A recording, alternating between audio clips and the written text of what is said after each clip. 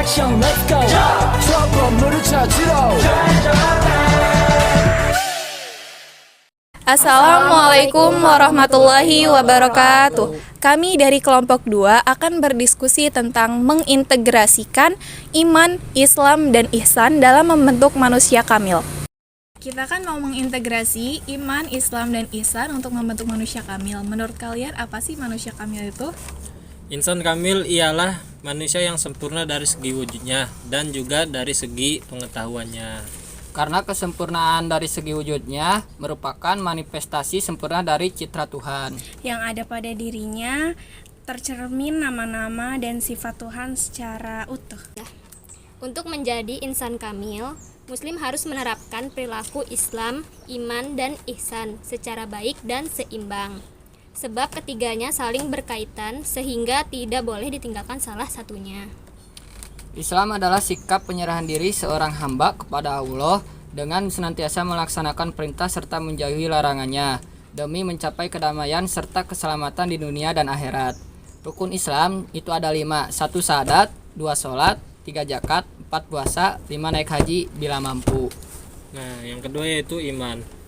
Iman adalah keyakinan dalam hati, mengucapkan melalui lisan, dan mengamalkan dengan perbuatan.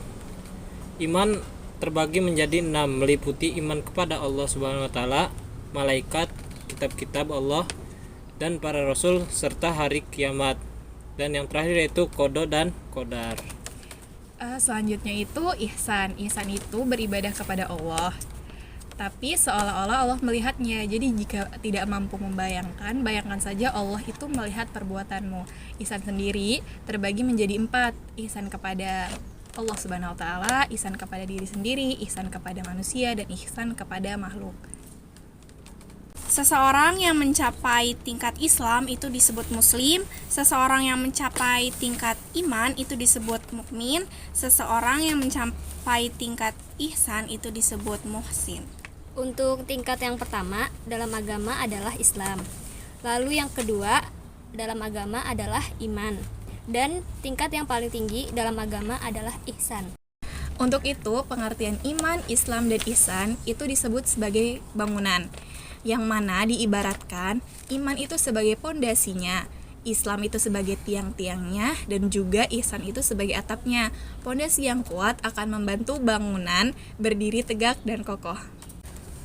Contoh hubungan iman, Islam, dan ihsan yang paling utama yaitu melaksanakan ibadah sholat, karena sholat merupakan pondasi atau tiang di agama Islam. Contoh yang kedua menurut saya itu menuntut ilmu, karena kewajiban syariat menuntut ilmu itu adalah perintah Allah dan Rasulullah. Misalnya menempuh ilmu dengan bersekolah hingga perguruan tinggi. Contoh yang ketiga menurut saya itu bersedekah. Bersedekah adalah memanfaatkan harta pemberian dari Allah Subhanahu wa taala dengan sebenar-benarnya.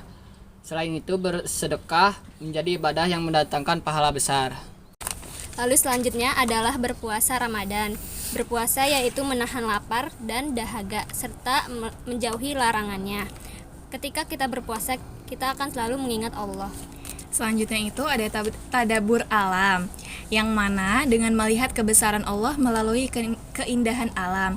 Harapannya itu ketika melihat keindahan alam, kita jadi bersyukur atas segala kebesaran Allah. Untuk membentuk insan kamil, kita harus menerapkan perilaku-perilaku yang seperti dicontohkan tadi, dari iman, Islam, dan juga ihsan. Sekian diskusi dari kelompok kami. Wassalamualaikum warahmatullahi wabarakatuh. A few moments later. Iya, apa langsung kemana? Pulang yuk.